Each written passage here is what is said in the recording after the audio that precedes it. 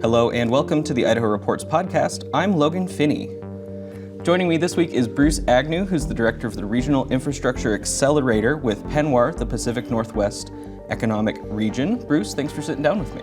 My pleasure.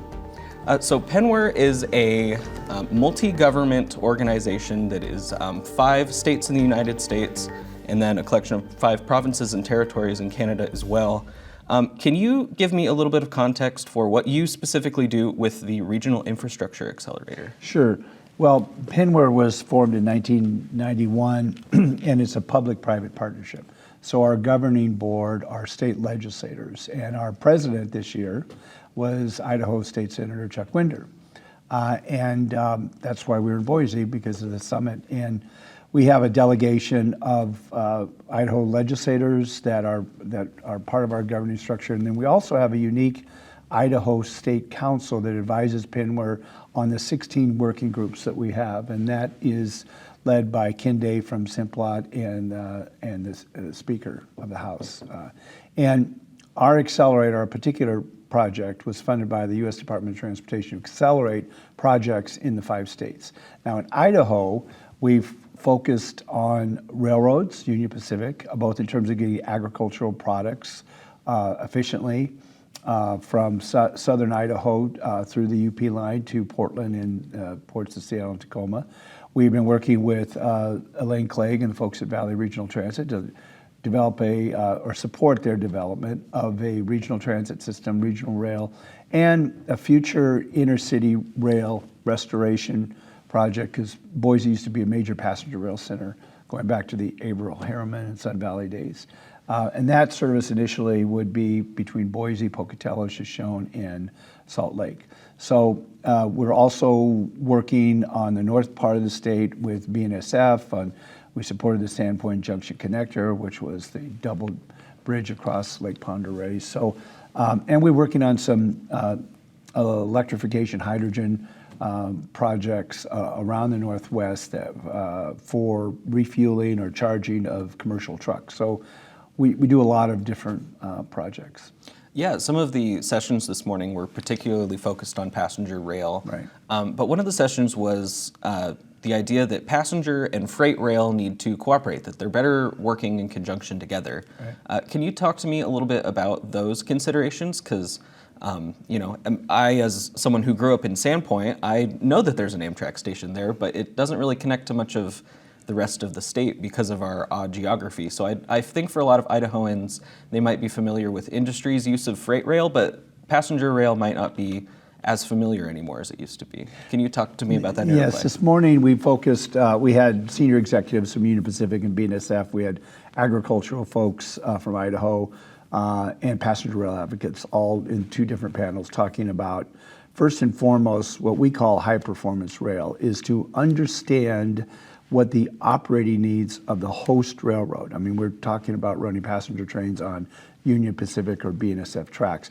We have to understand what we need to do in terms of public investment in that rail corridor that allows them to serve their customers, both current and future customers, because we want freight rail, particularly agricultural exports from Idaho, to grow.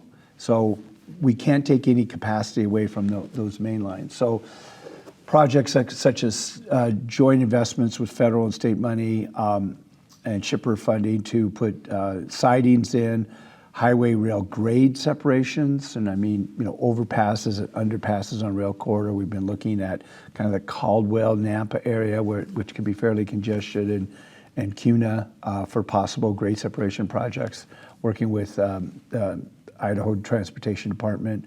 And the idea is, what are the series of investments that need to be made in the corridor that protect freight rail, first and foremost, but also provide an opportunity for additional passenger trains. Now, Boise is unique because there's the bypass rail off the main line of UP that services the old Boise train station. So that's where I understand Valley Regional Transit is proposing to supplement their bus service with a regional rail, and also work with both developers for housing opportunities, land development around the stations, and rail customers that benefit from delivery of product by rail versus truck. There are some great opportunities in the Treasure Valley to increase jobs and mobility access for folks that are maybe commuting into Boise and find the interstate fairly congested. Okay. I want to travel back up north for a second and ask you another freight question. The highly contentious idea of breaching the Snake River dams and changing the way that we manage that stretch of the Snake River is still very much a long shot, but sometimes it feels closer to reality than it has in a long time. And one of the considerations there is that so much agricultural product gets barged down that river. And so sometimes advocates of breaching the dams will say, oh, we'll just ship it to freight trains instead, and that'll, that kind of gets glossed over. How much of a difficulty or how much of an impact would that have on the greater rail network if we got rid of those dams? Well, this is an issue that since it involves interstate commerce and federal energy policy, is really in the best hands of the congressional folks. But from our perspective, the Columbia Snake River system and the dams that prevent floods and generate electricity and provide recreational opportunities are very important to the economy. And the Port of Lewiston, for instance, is a very important inland port in North America.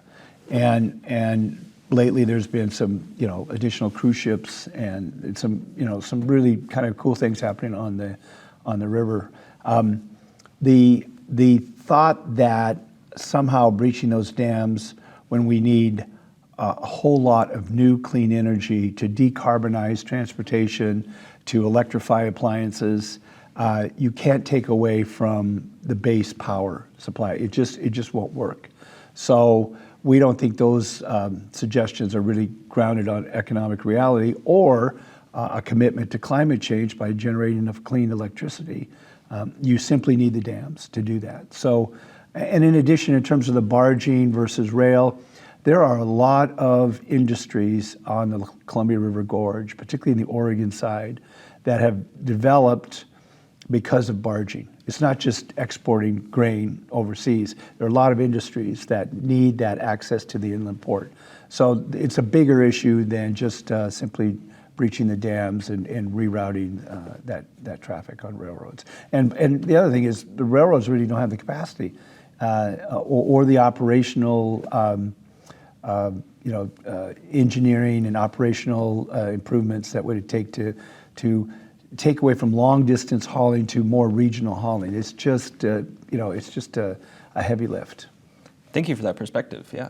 One of the other projects that the Regional Infrastructure Accelerator is working on is, like you referenced, zero emission refueling for commercial traffic. And can you tell me about that program and how you guys are also viewing freight corridors as not just for freight, but also just as connective tissue more generally for the transportation network?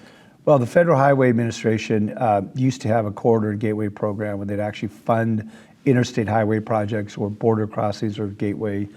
They did away with that several years ago, which was a big mistake. Now, right now, we are in the second year of a $1.2 trillion infrastructure investment program, which is good news, and has actually funded several projects in Idaho, including a highway rail grade separation project up in Coeur d'Alene area. But what we're looking at with the accelerator is to talk to the trucking industry, the shippers, the customers, the retail outlets. If it's going to be federal law that we need to decarbonize freight trucks, for instance, by whatever the dates change, but we're simply going to have to develop a substitute fueling network to go to either electrification, which tends to work better for short haul trucking or local trucking, where the truck goes back to a base every night. Hydrogen seems to be the way to go for long distance Class 8 trucks that are, overnighting on the interstate. Now, where do those facilities go? It makes sense to put them at truck stops, maybe perhaps in partnership with some tribal folks that have land on the interstate. It is the secondary question is, on these routes, is there sufficient electricity to provide the kind of kilowatt hours to charge trucks, which take a lot more than personal vehicles or light duty vehicles. So in some cases, yes, in Treasure Valley, Boise, Idaho Power, but you get over into eastern Idaho and I-82 and it's more problematic. So again, we need to produce more electricity, more clean energy, if we're going to decarbonize transportation. But I suspect it's going to take a longer transition period than some of the political figures who are pushing it realize. And it's just going to take a long time to change, not just the way that trucks are fueled, but the operations of the trucks, the maintenance of the truck. There's a world of difference between an electric or hydrogen truck than a diesel truck. And these new trucks are very, very expensive. So how do these truckers, whether they're major fleets or whether they're independent operators, how do they afford it? And those are open questions that are going to take a longer time than I suspect the political folks really fully understand. Part of our job is to educate them about the practical challenges to conversion. Yeah, that has been kind of a through line I've picked up between, I was here on Monday and Wednesday of the conference, and that's something I've heard a lot, is a real clear-eyed vision of just how much it's going to take to reach these really lofty goals. Yeah, well, back in the days of 1900s with Standard Oil, it took decades to develop gas stations, fueling stations around the country. So it's going to take some time to provide enough power and then not only to build the infrastructure, but to maintain it. Again, that's why truck stops make a lot of sense, because there's already some retail outlets and truck parking and some things that make it work for conversion to either hydrogen refueling or electric charging. Sure. Something else that's unique about the moment that we're in right now as a country is the IIJA, the Infrastructure Investment and Jobs Act, or the bipartisan infrastructure bill. I told you I'm a politics reporter. So there's a lot of funding that's available in this space right now. One of the sessions leading up to lunch today was about just how much permitting can get in the way of accessing that money sometimes. It can be difficult for a small municipality or a county who doesn't have a lot of staff to access these kind of grant programs or buckets of funding that are available. If someone who's listening to this podcast who works for a small local government is interested in trying to take advantage of that, does Penwar have technical assistance or sort of resources available that can help them leverage that? Well, we do, but in the tradition of Penwar, we try to work through the state, and so we have Idahoans talking to Idahoans. So we have worked out a partnership with the LHTAC, Local Highway Technical Assistance Council or Commission, Layla and her team there, to be our kind of agent here for dealing with smaller governments, working with the different highway districts around Idaho, both in terms of writing the grant. These, what they call NOFOs, Notice of Funding Opportunities, are very complicated. And most jurisdictions or tribal governments don't have the staff to be able to provide the kind of documentation and technical analysis for these grants. So they need some support, and we provide that, but we do it through local partners. And we're very close with the Idaho Transportation Department and their folks, and it's complicated, but with some support, you can successfully get these grants, as I referenced earlier, with some grade separation projects up in Coeur d'Alene area. On the permit reform side, that bedevils us, as you heard at lunch. The federal agencies there's multiple agencies with different time frames. We don't have a unified federal permitting process. You had state permitting on top of that. You're looking at, even clean energy projects, solar farms and wind turbines or new nuclear, which is very popular here, small nuclear reactors. They take 7 to 10 years to permit, which is too long. But what also is important is our commitment to the environment. So we're not saying that we need to change the substance of the environmental laws. It's the process. It's all about the process. We can have a good environment and environmental mitigation for energy projects, for instance, but we need to do that in a way that it makes economic sense, because if it takes you 7 to 10 years to get a solar farm up and running, that's going to eat up your capital, and that plus inflation. And all of a sudden, your budget goes up 20 or 30% to take care of inflation and the delay in the permit. That's not doable. That's not what we want if we want to really transition to a cleaner future. Okay. You, being on Penwar staff, are involved with organizing and logistics and getting everybody together here. Taking a step away from that, what's been the most interesting or most insightful thing that you've heard at the conference this week? Oh gosh, well, there's an interesting session on feral swine and the invasion of these wild pigs up into the Northwest.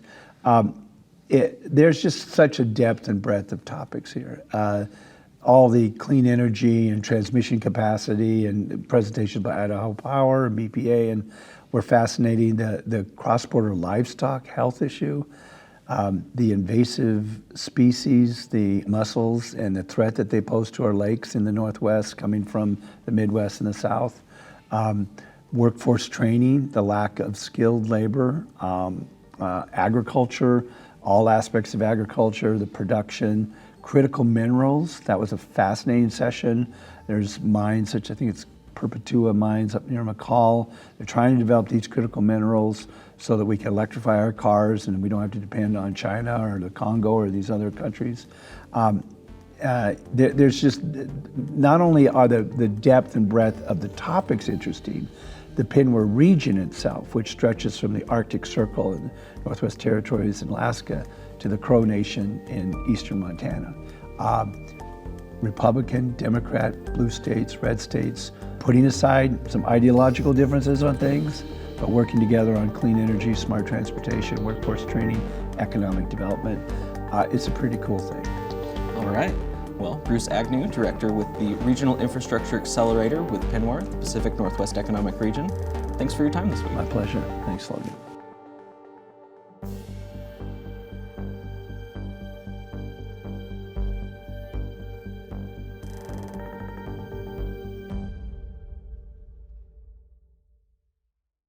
Presentation of Idaho Reports on Idaho Public Television is made possible through the generous support of the Laura Moore Cunningham Foundation, committed to fulfilling the Moore and Bettis family legacy of building the great state of Idaho, by the Friends of Idaho Public Television, and by the Corporation for Public Broadcasting. Hi, I'm Marcia Franklin, the producer and host of Dialogue. For more than 25 years, we've been bringing you conversations that matter. More than 150 of those conversations are with writers, and now you can take them with you wherever you go, while you're walking, around the house, or in the car. Just search for Dialogue with Marcia Franklin on Apple Podcasts and other podcast platforms, and remember to subscribe so that new shows download automatically. Enjoy.